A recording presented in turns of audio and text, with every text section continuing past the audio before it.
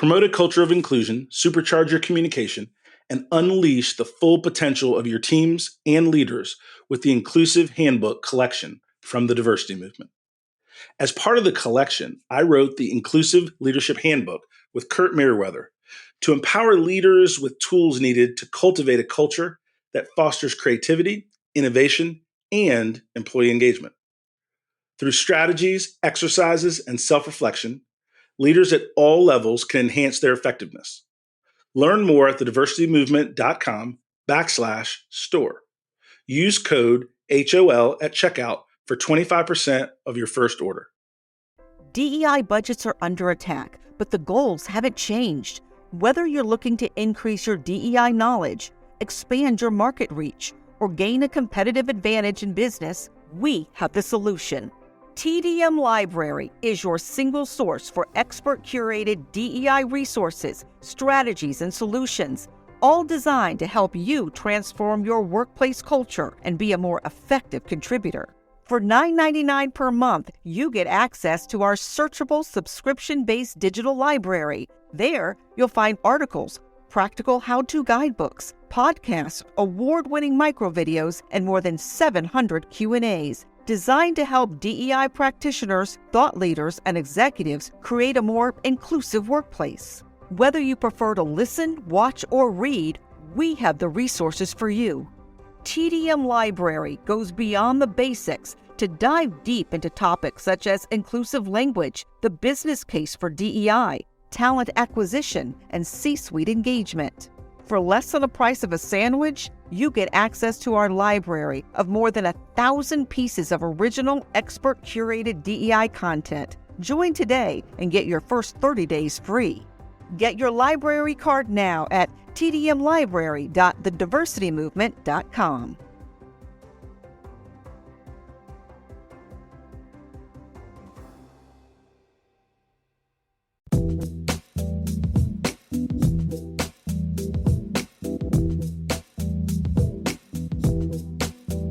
Welcome to the Hustle Unlimited podcast, where our mission is to inspire greatness in people who are chasing their dreams.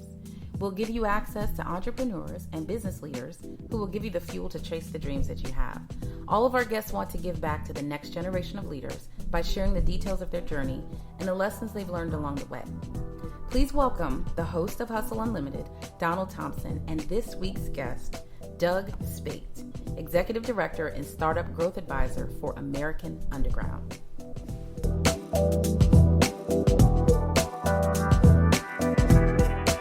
We're here today with Doug Speight, the Executive Director for American Underground. And Doug, thank you for spending time with us. That's my pleasure. I really appreciate it. What I'll say is like always, what we're doing at Hustle Unlimited is we're trying to create inspiration for the dream chaser. We're trying to create an environment where you can get to know entrepreneurs, leaders, business people, people in law enforcement, people in education that can give you some of their backstory, lessons that they've learned to help you achieve and meet your goals. And I can't think of anybody else better to do that than Doug. I appreciate it.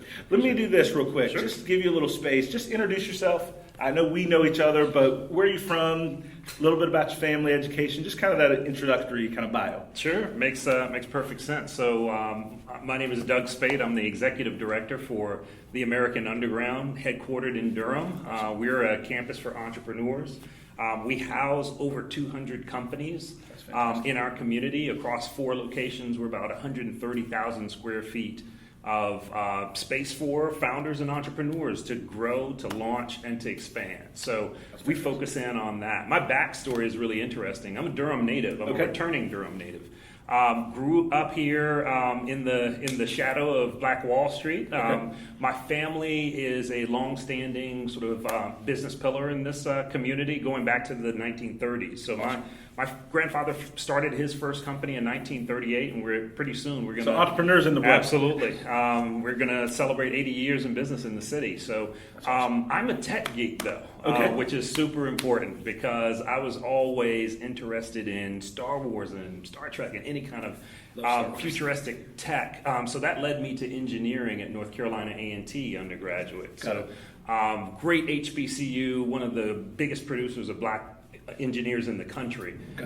So I went to A&T, spun my first tech company out as a senior in engineering design. So Operated that company, Core Services, for close to 7 years. Fantastic. Sold that company and then got involved in technology commercialization. So taking all of the inventions and discoveries out of a research environment and spinning them off either as startup companies or as licenses to large companies. And so I've got a circuitous route when it comes to professional pathway. I've done 4 startups myself, helped another 9 startups out of the university. Or NASA that I also work for in technology commercials. Or NASA. Yeah. Like you see how he just leaned that in. Or I did some light work with NASA. well, it's a great place to find innovative technologies, right? So being a tech geek, I always follow really great technology. So I went from A&T to NASA to Department of Energy. Taking technologies and spinning them out as startup companies. Oh, that's fantastic. And that led me back to Durham, which I believe is the greatest place, certainly on the East Coast, to launch a company, particularly in tech. So let me ask this. We'll start business, then we'll delve into some personal things. When you, having worked with entrepreneurs, as an entrepreneur, what are some of the characteristics that people need when they just watched the last episode of Shark Tank, so they fired up. Right. You know what I mean? They're going to start a Absolutely. business, right? They just read in Wall Street Journal, somebody raised $1 billion valuation company, and they're ready to go. Yeah. What are some of the characteristics they need to really understand about being an entrepreneur? Oh, that's a great question. I always say for people that ask me that question is, number one, follow the opportunities that captivate you, not the ones that you think are cool. The ones that won't let you go. So there's a difference between latching on to a technology or a market or an opportunity because you think that will be neat versus you come in contact with an opportunity that keeps you up at 3 a.m. in the morning and you're constantly stirring on this idea, you're adding things to it, you have a meeting in a coffee house and someone says something, it sparks a new thought. Those are the ones I think that you have to go after. Gotcha. Right? So I always encourage people to go after the opportunities that captivate you, not necessarily the ones that you have made your mind up are cool opportunities. Makes sense. Now, when we look at background and pedigree for an entrepreneur, do you have to have a tech background? Absolutely not. Preferably not, right? Because the great thing is it's all about perspective. Okay. One of the characteristics, as you asked, is opportunity recognition. If you are trained as an engineer, then you are trained in a certain methodology in terms of evaluating things. When you have a different background, whether it be history or English or foreign languages, whatever the case may be, you look at problems differently. Got it. And so having a tech background is not a prerequisite in any way, shape, or form. One of the things I've found is anything you think is holding you back, you're probably wrong. Absolutely true. There's somebody out there that chased their dream in spite of what they thought Definitely. was a reason they shouldn't or couldn't. Completely. Right? And at the end of the day, that will to succeed, that will to see that dream come to fruition. Absolutely. Right? That can't sleep at night. That's exactly right. Is that moment where you get to decide, right? Are you going to chase your dream or are you going to kind of continue with that day to day and make that break? Very true. When you have learned and created opportunities to mentor others, what are some of the things you've learned from mentors along the way? Great question. I learned a lot from mentors around following that passion, right? Around finding what really motivates you and linking that to why you exist in this world. And that's one of the reasons why I love American Underground, because my journey, the good, the bad, the ugly, helps the next generation of entrepreneurs that I help coach and help provide resources for to help them get through those processes easier. And also avoid many of the mistakes that I've made in the past. Right? So I see that as part of why I exist. And so following that passion, matching it up with your why you're here at this point in time in this universe, that's a really powerful thing. Another thing that I've learned about leadership from prior mentors is that your job as a leader isn't to tell everyone what to do. Your job as a leader is to help others around you become leaders often before they know that they are one. So being able to coach people in terms of how to orient their professional job, the function that they provide, or the service that they provide to where they want to go in the future is a really important thing. And seeing things through those lenses, you need to make sure that the people you work with, you know how to make them win, right? And to help them win. No, you make a great point, right? We're in the people business, no matter what your business is. Absolutely. No matter how much we have with Slack and text and email and all of these different tools, one-on-one interpersonal communication and the ability to motivate others is still a superpower. Very true. And one of the things that one of my mentors, Grant Willard, taught me is never allow yourself to have the disease of low expectation for your team. People follow people that believe they can do great things. Great point. Absolutely. And so one of the things that I try to do is make sure that when I'm looking at somebody to work with us in any of the businesses that I work on, do I believe they can do great things? Absolutely. If the answer is yes, then I need to keep talking to them. Completely. If the answer is no, I need to keep looking and keep going. Mm-hmm. When you look back at your career to date, tell me a highlight. Tell me something to where struggle, challenge, victory. Oh my goodness. Do we have enough time for that? Yeah, probably. Yeah. We got plenty of tape. So struggle, challenge, victory. So very first company, Core Services. So it's let me give you a little bit of background. Yeah, so please. this is senior year of college, right after an internship for the summer of my junior year. Gotcha. I have a colleague who's a fellow student of mine. We had very similar internships in engineering departments with very large manufacturing companies. Got it. So we were managing all of their engineering drawings. We came back after that summer, and both of us sat down and said, wait a minute, I was at Procter & Gamble, you were at Philip Morris, these are Fortune 100 companies, yep. And here we are as two 22-year-olds that don't know anything at all, and they are entrusting us with all of their engineering data for the entire manufacturing plant. If these two companies have this problem, maybe there are more companies that have a very similar problem.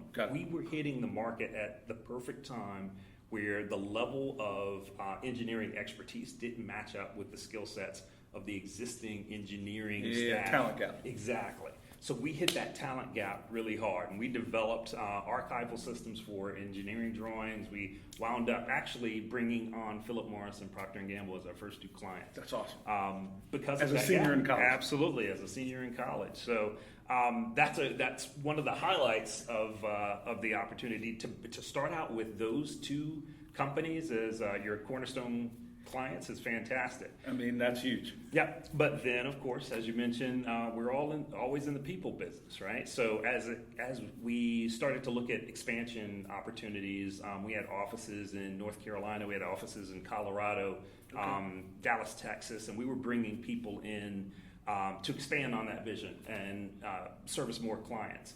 And we overbuilt. I mean, we brought folks in that were new to the culture. We didn't, as seniors in college, know anything about inculcating culture. Yep. And so it just went completely awry. Went sideways. Yeah, completely.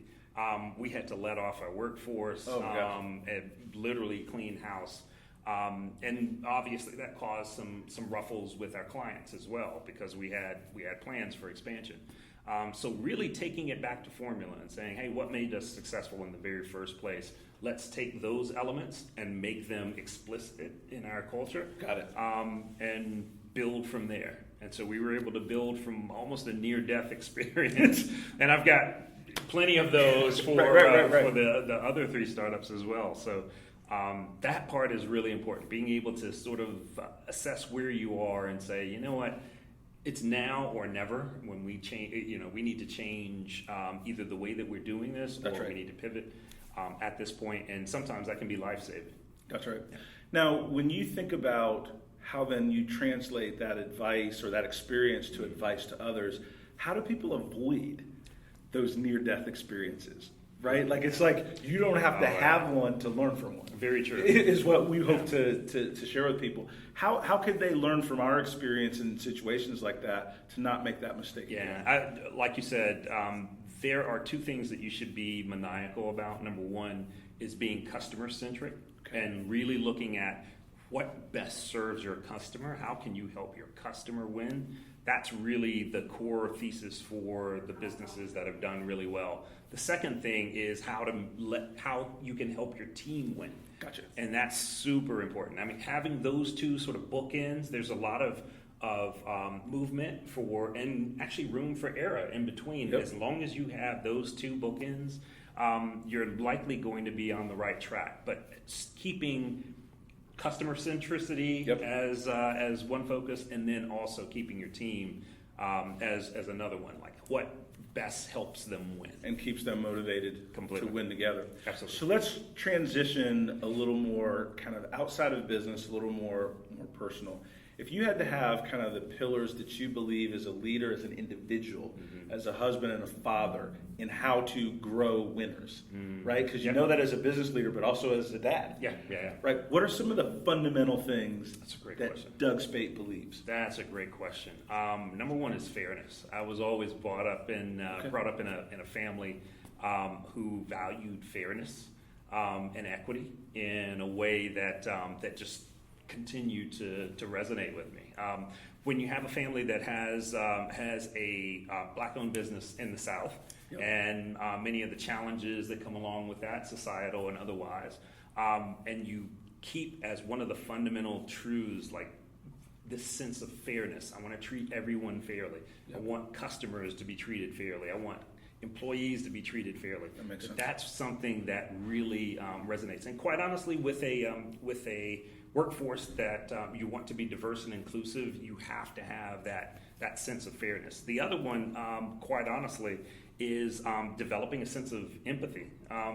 Really stepping back and looking at things through other people's eyes. Put yourselves in their shoes.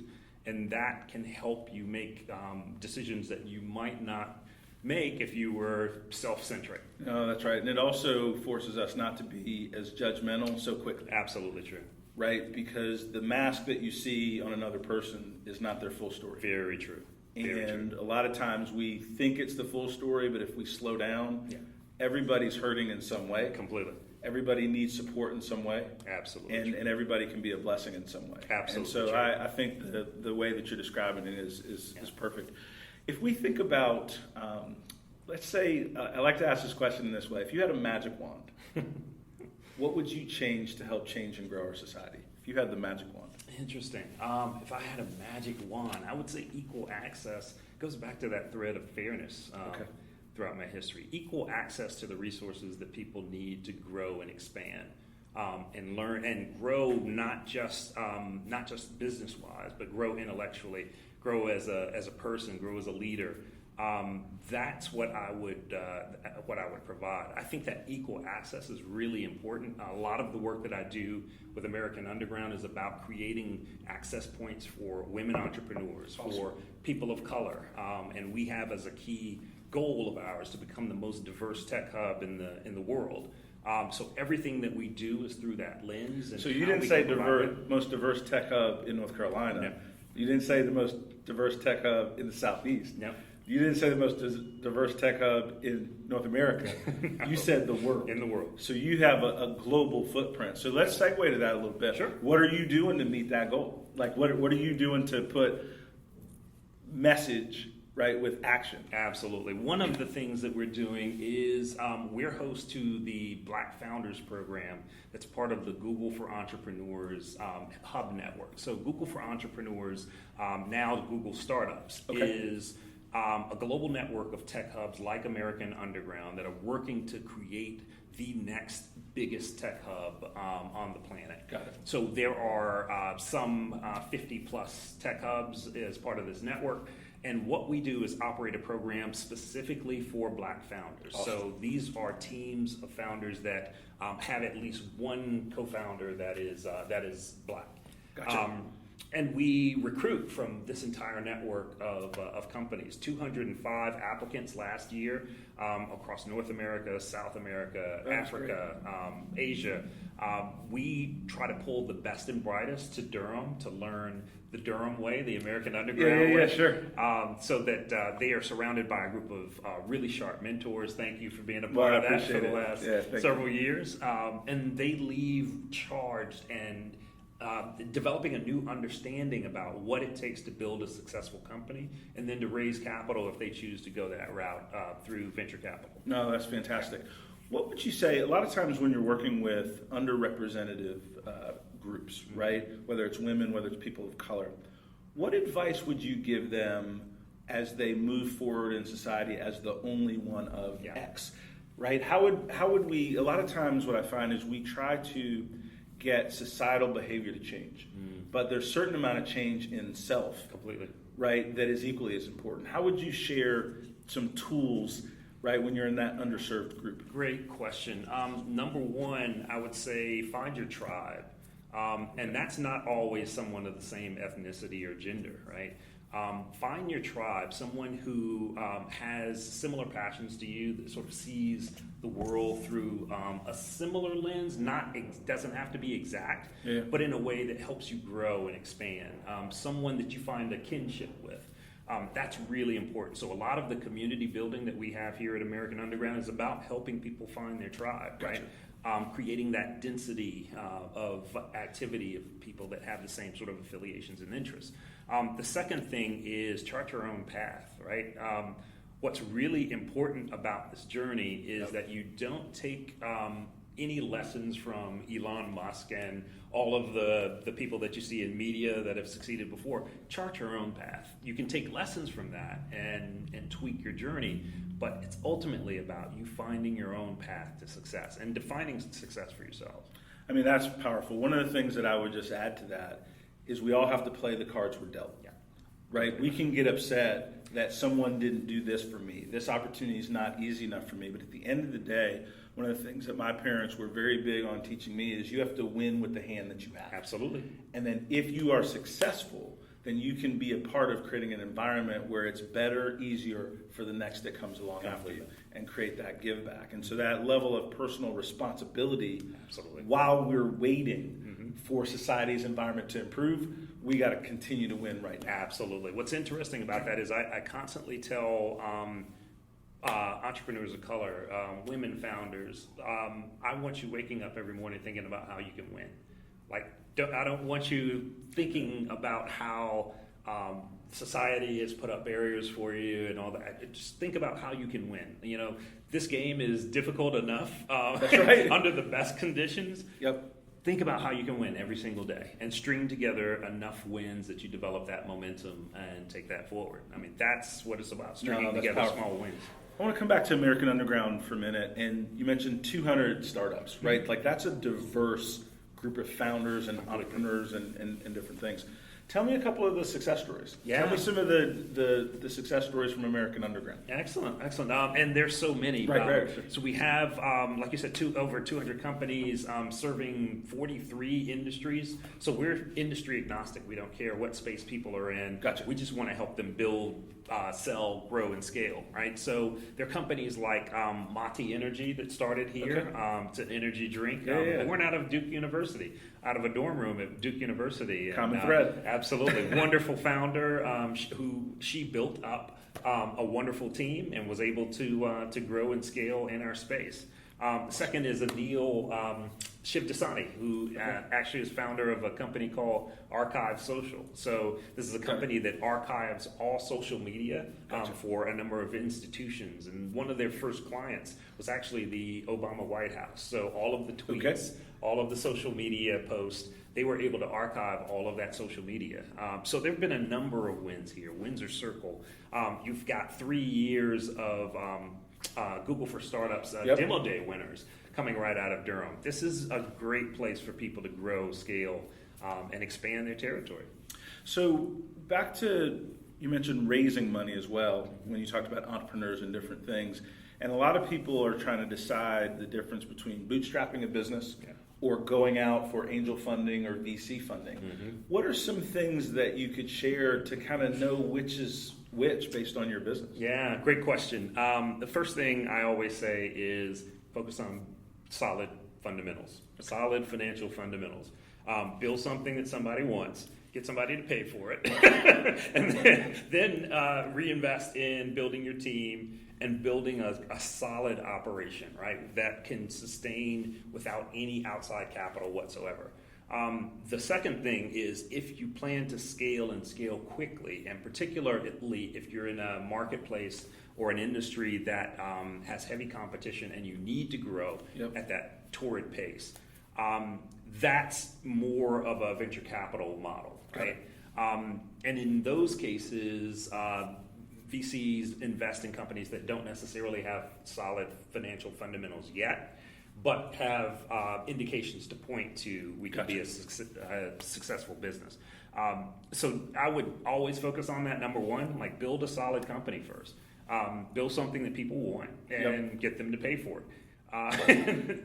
I mean, like there's wisdom. There's Simple. wisdom in the simplicity. Like a lot of times people have 20-slide business plans and theses for what they want to do to take over the world, but does the market say you deserve to live? Absolutely right. And if you can't get a customer, then the market is telling you That's exactly right. Right? You just like it's speaking to you, and so you have to listen to people that are in the market for what you need and how they tell you and what they're willing to pay. Definitely. And sometimes what people are willing to pay is not a sustainable business. That's exactly right. Right? And a lot of times entrepreneurs fall in love with their idea, and it takes a lot of time, effort, and energy, right, for reality kind of creep in. Absolutely. And that leads me to my next question. When you look at companies and people, what's the role of mentors and boards of advisors on helping startups grow? Great question, because in the tech industry broadly defined, and this is across the nation, not just here in North Carolina, I see a number of startup companies that wait to set up a board of advisors or a board of directors until they reach some major milestone. I think that's a huge mistake. Okay. Right? They're missing an opportunity to crowdsource wisdom from a group of individuals at an early stage that can help shape their journey. Got it. All too often, you see founders sort of keep things to themselves, huddle off. Maybe they'll make a few calls or have a few coffees with a few people that they consider to be mentors, but they don't have the entire group together at one time, crowdsourcing all that wisdom, and then applying it in a way that makes sense. That's a huge missed opportunity. So I'm a big fan of putting a group of mentors around a company, formalizing it in some way, shape, or form, even if it's just getting on a group call for 1 hour a month. But have everyone together, because you miss a huge opportunity when a bunch of smart people are on a call and they can work off of each other. It's the same team dynamic. You've seen this over and over again. No, that's really powerful. I mean, one thing that you said, I'll just echo, right? Crowdsourcing wisdom. Yeah. Right? And basically, as an entrepreneur, as a leader, you want to get to your goal faster. Absolutely. Right? If you look at top athletes, they have coaches. Mm-hmm. Right? I mean, so if you have somebody that's naturally gifted, hard worker, and they still are willing to take coaching, then maybe we should consider it. Completely. You know what I mean? Like, Absolutely. Maybe those of us should consider it. And then the second thing that I would echo is that doing it early. Right? Because you want as much good information as possible, as early as possible, to make informed decisions. Absolutely. And then finally, it's like putting that group together, there's magic, right? In that a lot of smart people bouncing ideas. What I've found, unfortunately and fortunately, is some of the most successful companies that I work with have a CEO and entrepreneurs that really want to listen. Mm-hmm. And then there's a group that want you to rubber stamp their ideas. Absolutely. Completely. Right? And so you got to make sure which group you want to be in. Very true. Do you really want feedback, or you just want affirmation, right, on your good idea? They are totally different things. To your right. point. Different ends of the spectrum. Yeah. So, are you an avid reader? I am when I can fit it in. So what's interesting is we've got such an active travel schedule. I try to do all my reading on the plane, right? Yeah. So I do read a lot. When you think back, and it could be entrepreneurial, it could be sci-fi. Is that what it is? Star Wars? Did I say that right? Right. I actually do. You watch the show Game of Thrones? I do. All right. I was Jon Snow for Halloween. I'll have to show you that picture. I can completely see that, though. Yeah. So tell me something that you've read, listened to, podcast that's impacted you. It doesn't have to be read, like so many ways to consume information. Oh, wow. But something that you've gotten that's really impacted you. Yeah, I would say on the business side, one of the latest reads is a book called Traction.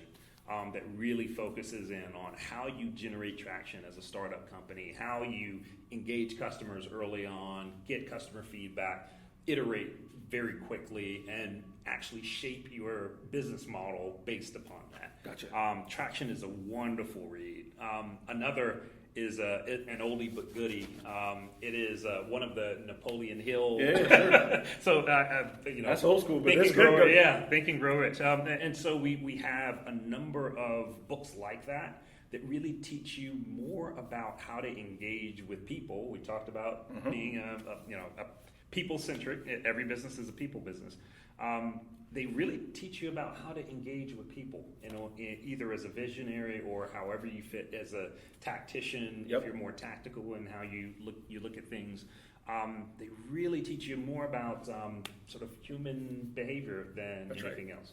Think and Grow Rich, one of the topics or chapters in that book is the mastermind group. Yeah, absolutely. And that fits right back in with mentorship and really growing the people that you listen to. And that's one of the books that I've read a couple of times over the years, and super powerful. And you'll learn something new And every you learn time. every time. And it's like, I think it was maybe written in the 20s or something. Like, absolutely. it is an oldie but goodie. The book Traction, what's interesting is I haven't read yet. I have on my bookshelf. It was given to me by a multi-millionaire that I was talking to about business, getting advice, and he started talking about Traction and I think like the EOS system. Absolutely. Right, the entrepreneurial operating system. Absolutely. And he was telling me about this book because I asked him the question. And he reached on himself and he said, I have an extra copy for dreamers. And he pulled off the copy and he gave it to me. And that's next up on my reading list. And so I'm looking forward to that. Like he sold me on it in terms of the way to really create a structured blueprint, right, for an entrepreneurial business, right? Yeah.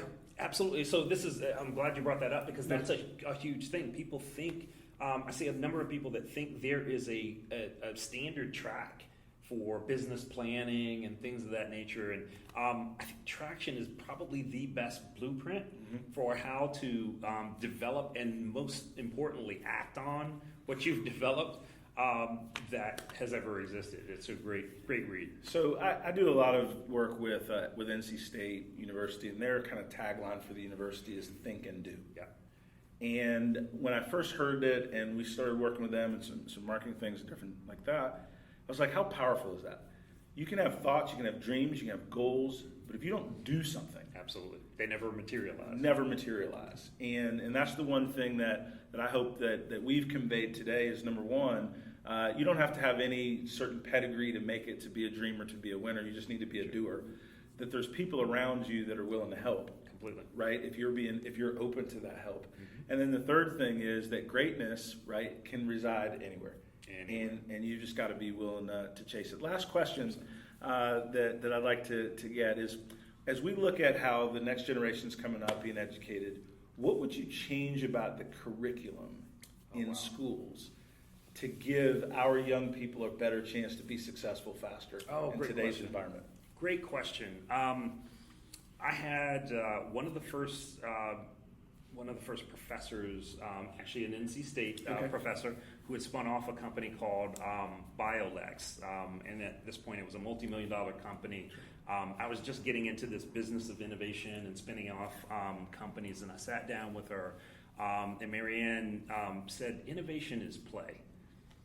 And that always stuck with me. She said, if you are helping scientists and researchers and founders launch companies, they need time to play. It is that creative space to make mistakes.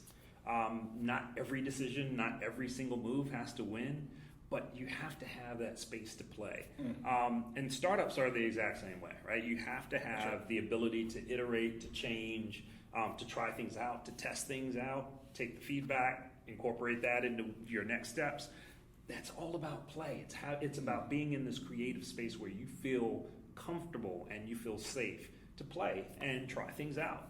I would incorporate more play, and I think as I look across the school system, I see less and less of that, unfortunately, and I think that's to our detriment. No, I would extend that, and it's startups, but it's also life, right? Because the path that you start out on is not necessarily the path that you're going to end up in life. Completely. Right? Just like in startups, you have to have a business pivot. In life, you might have to have a life pivot. Completely. And you got to be willing to be flexible, that ultimately you want to get to the other side with your dreams and goals, but that path is usually not going to be a straight line. Absolutely. And what I see in education a lot of times is there's a high price for failure, so everybody's chasing the grade. Completely. And certainly grades are important and all those things, but really is learning how to learn. Completely. And if you learn how to learn, then you can do and become anything you want to become. Absolutely. Any final thoughts from you on really any topic or any organizations that you're involved with that you'd like to share with our audience, things that you care about?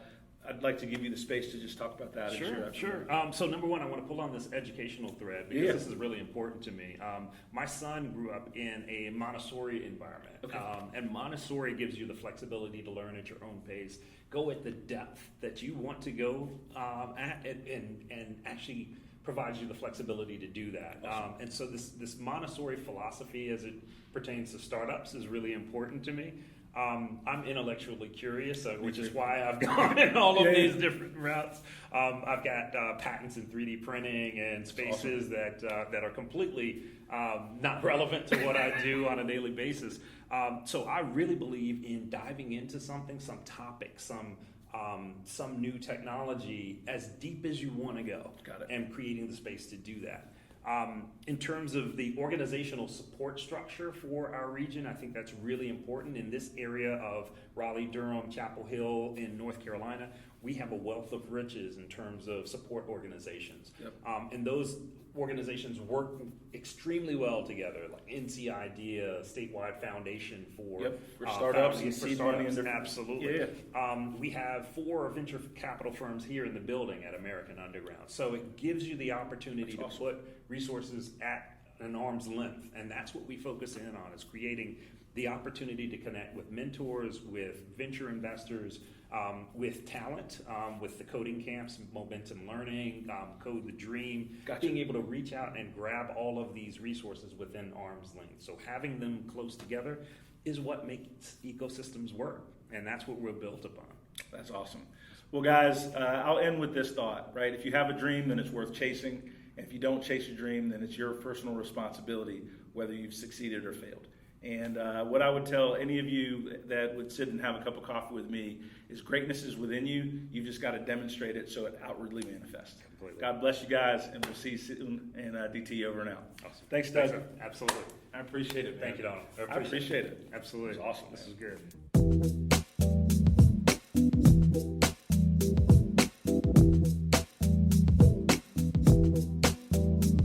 Thank you for joining us on Hustle Unlimited. Make sure to join us each week for more conversations with leaders in our community. If you enjoyed this episode, leave us a review and subscribe on your favorite podcast player. Until next time, make it a great week.